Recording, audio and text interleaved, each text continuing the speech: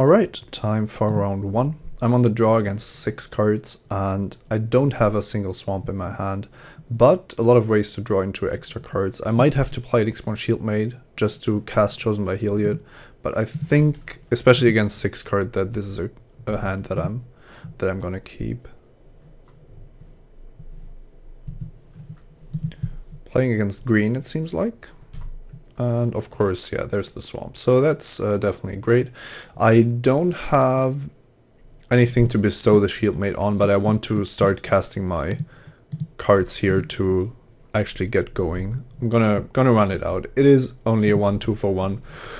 Not what you want to be doing in this format, but also not the end of the world. I could go Scorchmark into Grizzly Transformation if I think that the Shieldmaid is going to be used aggressively, and that could actually be relevant with the Lampad also adding to that.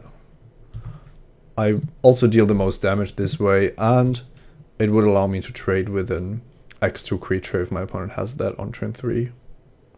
Oh, like Swordwise Centaur. I think I will just attack into that. I don't want to stay on defense because then my opponent can use all his tricks in green whites, excuse me. Servant of Timurid is also going to be really good, I feel. It's difficult for green white to deal with. It will usually just continuously drain my opponent, and I have the Grizzly Transformation that I could actually put on it next turn. But first, let's see what's happening here. I don't want to see Ferris Band Tromper. I of course don't want to see Ringsteed Rider. And a Bestow card would also be good for my opponent. Okay, this is interesting. Leaving open 4 mana, so it could be a trick to kill the Nixborn Shieldmaid when I attack. Could also be something to deal with Servant of Timurid. So if I put Grizzly Transformation on the Servant, then I'm risking a Divine Verdict. But I'll just... Let's see, I could also put the Grizzly Transformation on the Shieldmaid and leave the Servant. No, that's worse, because the Nixborn Shieldmaid at least trades with the Swordwise Centaur, or is threatening to trade with it. And I'm not going to play around Divine Verdict here. If Divine Verdict takes care of my Servant, I think I'm still in a fine position. It also absolutely doesn't have to be the card that my opponent is holding here. Keep in mind that my opponent mulliganed, so could also just mean that he isn't on anything.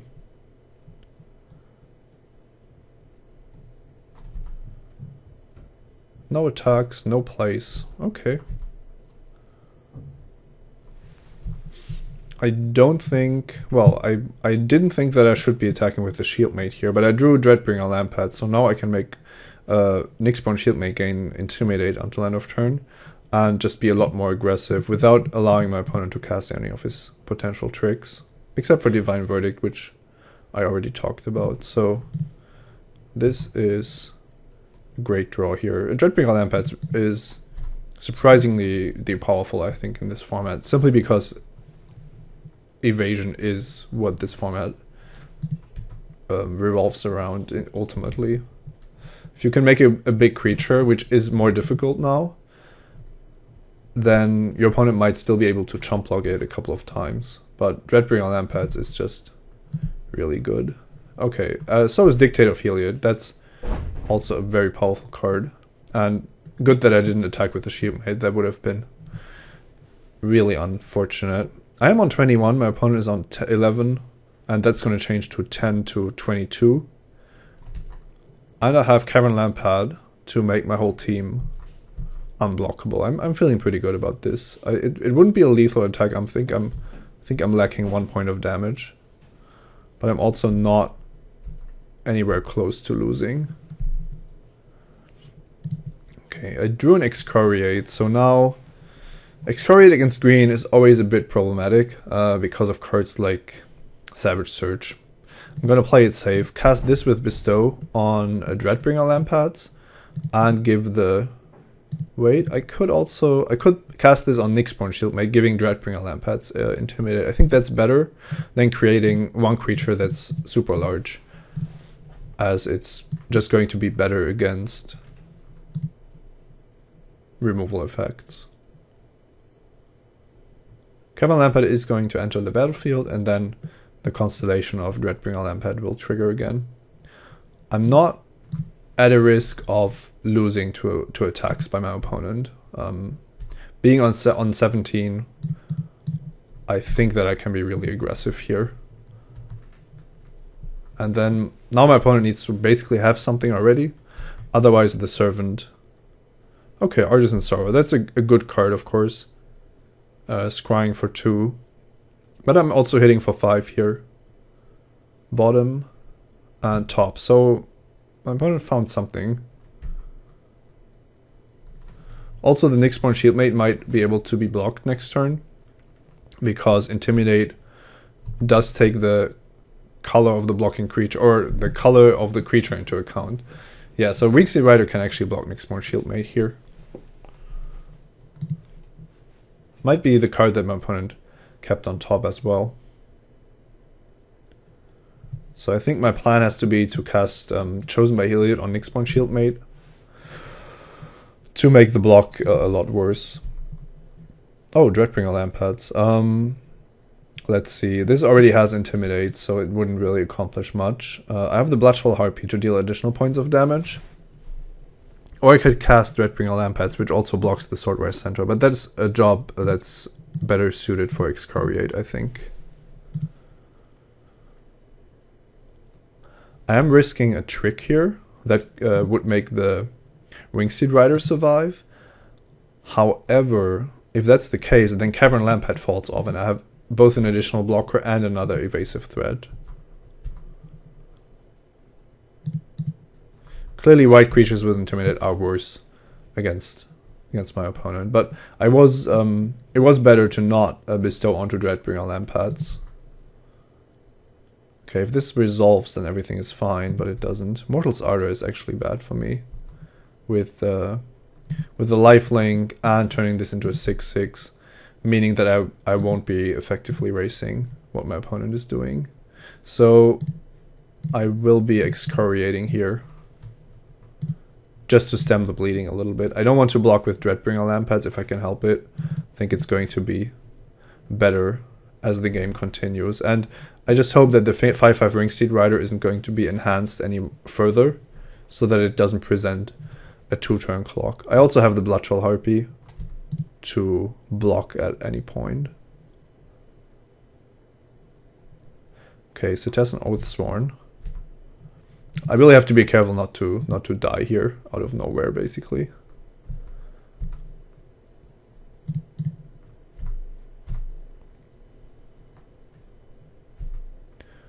There's a couple of cards that are dangerous. God's Willing is one of them. But I am feeling pretty good about my chances here. And I will just run out the Dreadbringer Lampads as well, because I have lethal next turn. I just need to survive. Okay, Dictate of Heliod. That's a card. Let's see, I'm on 8, so if my opponent is able to tap down my blockers, then I'm dead as well. I'm losing to a Glimpse of the Sun God, which was the case anyway, so wouldn't have really changed anything. I suppose I could have only run out Dreadbringer Lampads to play around that, but I think in all regular circumstances, having one more blocker, especially a flying blocker, is going to be worth it. Mortal's Ardor is big, or was big in this game when I was trying to race. Okay, I am blocking the Wingseed Rider. I don't want to die to a pump spell. So let's see if I can just win the game here.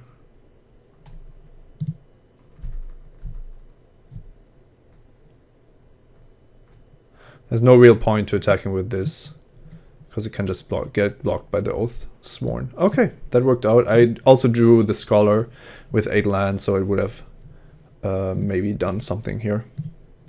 I don't actually think that I drafted a way to deal with my opponent's Dictate. Now, Necrobite is fine, but nothing to really destroy an enchantment. That might have been an oversight. I don't quite remember if I could have easily done that, but it's definitely something that would come in handy here. I will just have to rely on my removal and ways to interact with my opponent. I have a pretty sweet aggro deck here if I want it to be. If I interpret this deck aggressively, then it's actually quite sweet with a lot of evasion and the 2 Grey Merchants. The Dreadbringer Lampads were amazing as well. So yeah, I don't think that I want to be putting more defensive cards into my deck, because my aggressive approach should actually be the best way to beat Dictate of Heliod. Okay, I'm on the draw. I have the Underworld Coinsmith and 2 enchantments to go with it. Not a mulligan.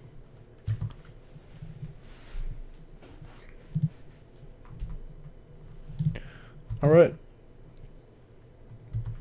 Coinsmith activates for 2 mana, so it gives me something to do whenever I don't want to cast an enchantment. And depending on what my opponent has here, I could Nyx Infusion my Underworld Coinsmith, which is kind of risky against a card like Excoriate. So I'm much more likely to kill whatever my opponent does. Alright, or I'm just not doing anything. No forest yet, but there it is. Okay, Stormchild Warrior is a very good target for Nyx Infusion. Felled Petrifier is also a good blocker, but I'm kind of lacking creatures at this point, so I don't want to trade my creatures off. I want to put Erebos' Emissary on Felled Petrifier, which I can still do next turn, so I'll just see. Yeah, Stormwise Fortifier is a lot more manageable. Here, I could put Chosen by Heliod on the Petrifier. I don't really see a good reason, so I will use this turn to scry. Can put any lands on the bottom, so generating a little bit of value here. Now the big question is,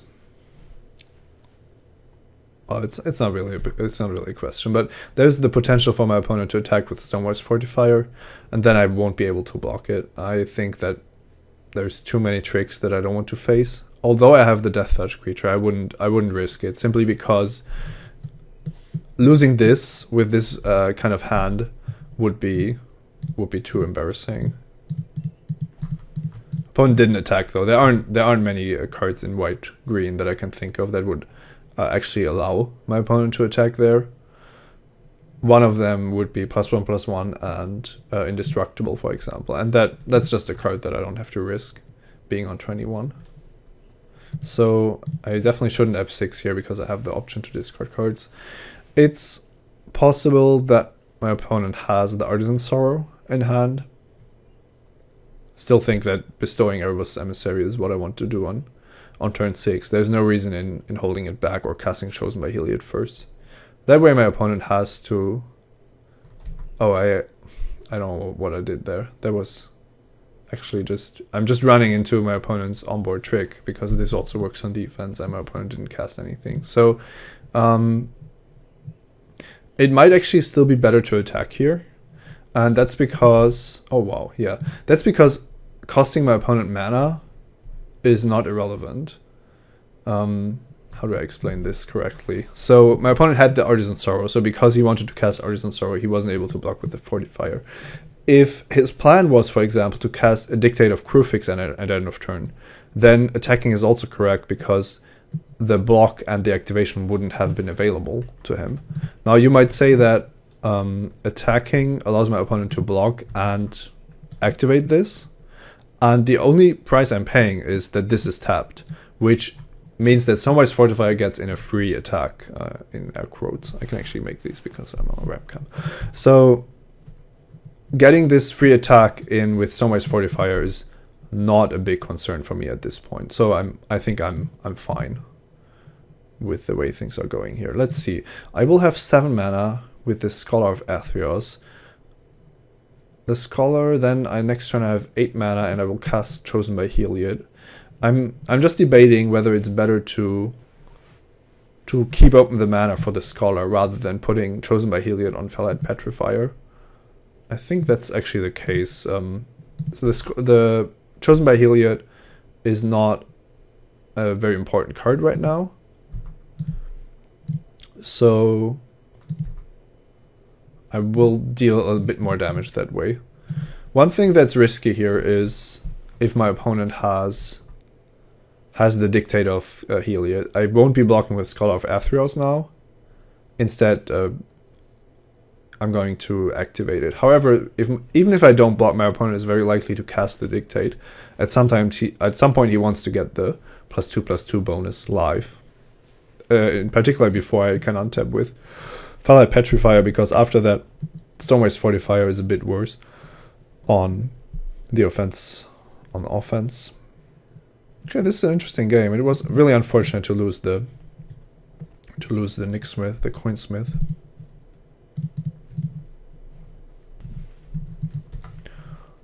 And there's the attack. Yep, with both of them, I'm declining the block. And no Dictate, so potentially another play. Not even a play, so that's interesting. Not sure. Well, if it was the Dictate, I think we would have seen it here. Just dealing 4 additional damage. Who can say no to that? So, Fellite Petrifier is a 2/3. It would trade with Eagle of the Watch with the Dictate, but I think that's actually not a problem. Could cast Chosen by Heliod just to see what happens. Could also cast it on the Scholar, but I really don't want to risk the Scholar in combat, and I also don't want it to get tapped because of Excoriate. I'm going to put the Chosen by Heliod on the Fellite Petrifier just to see if I can draw something. It's also going to mean that it's a bit more protected when attacking. Bloodcrazed Hoplite, not an insane card.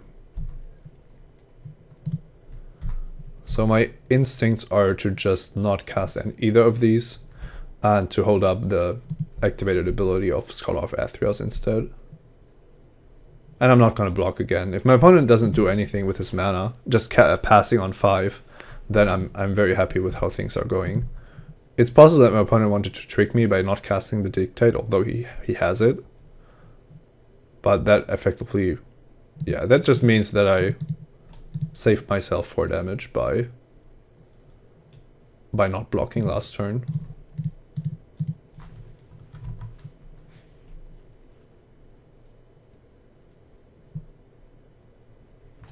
I am down to 10, so I do need to think about how this game is going to continue.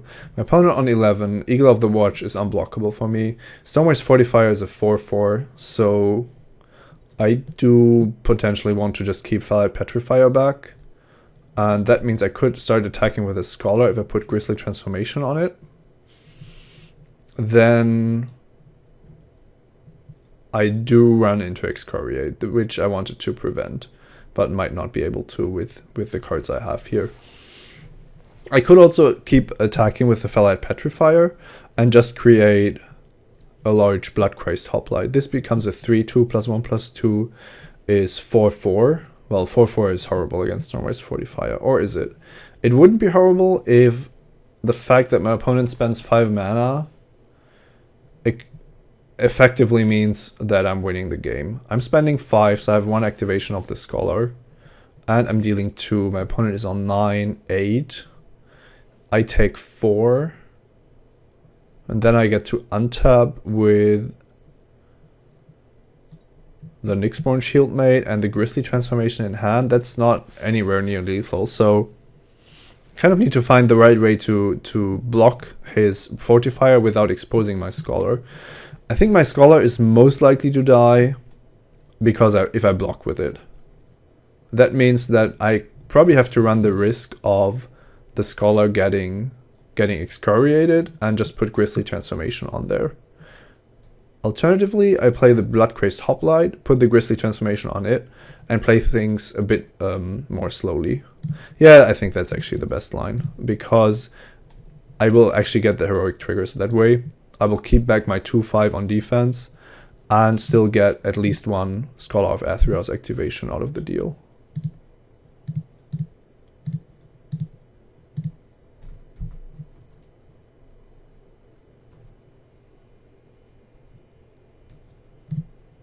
Okay, I get to remove a +1/+1 counter. There isn't one.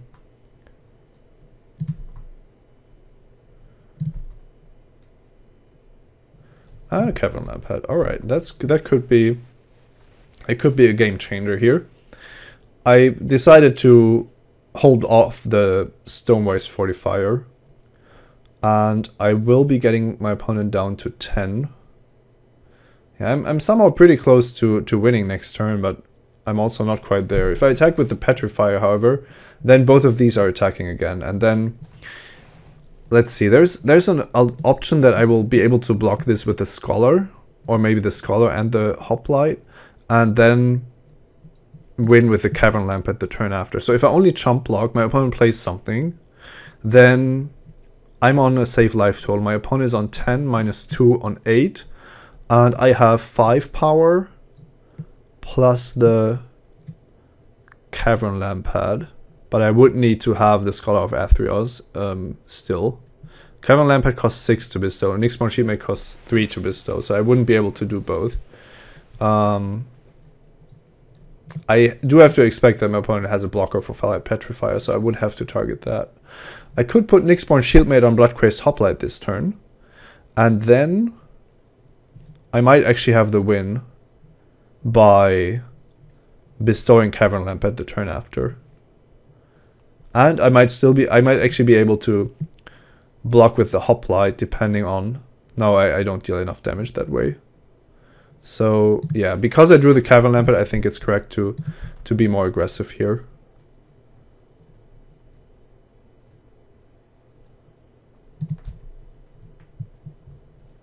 I am losing to certain pump spells or just non creatures from my opponent.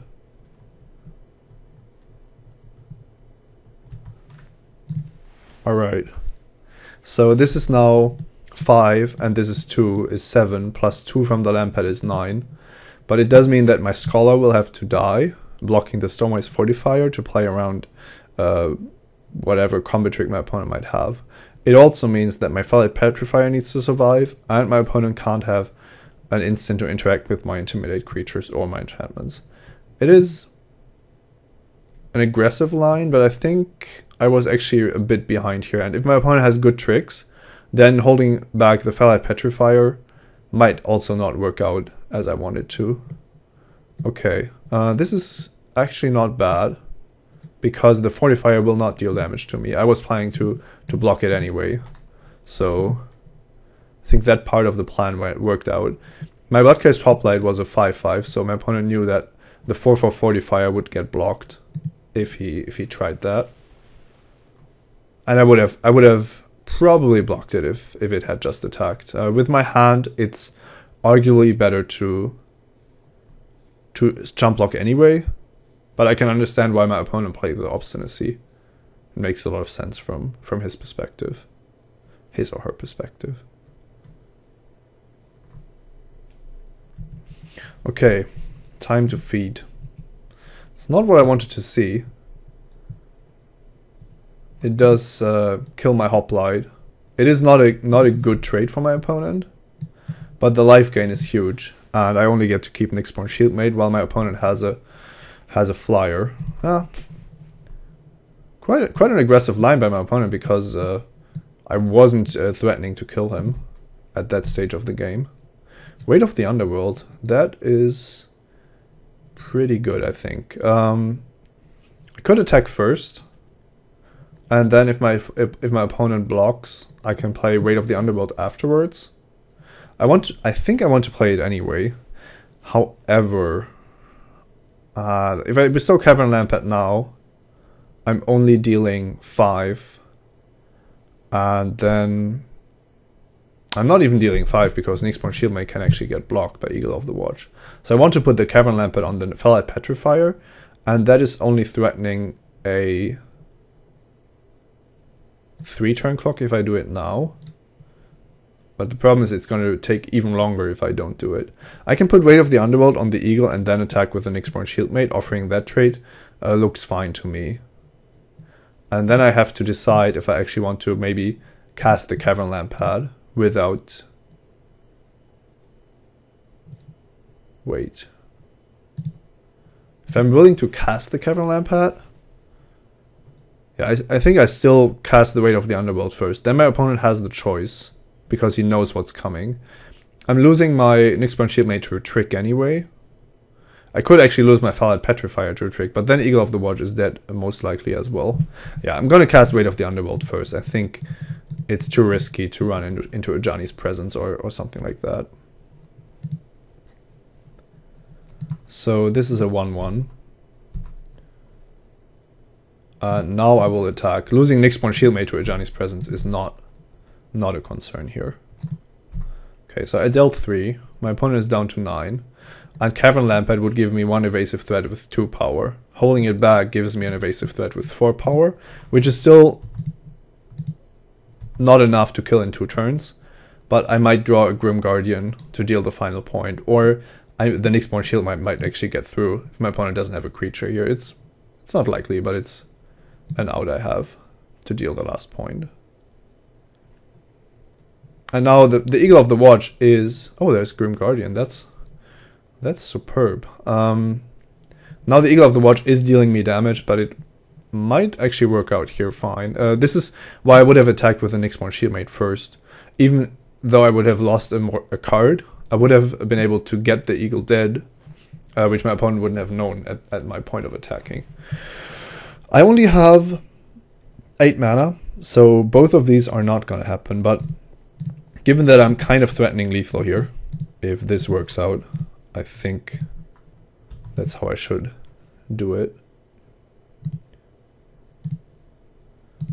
And I will attack with Nyxborn Shieldmate. I don't think that I have to be afraid of a haste creature. In theory, that could be Mistcutter Hydra, but on the other hand, I have no guarantee that the Grim Guardian will win me the game, so dealing the most points of damage here is actually very important. So if, for example, my opponent deals with the Fallout Petrifier or has a removal for Cavern Lampad, then it's very important for me to have my opponent on 1 life lower as opposed to not.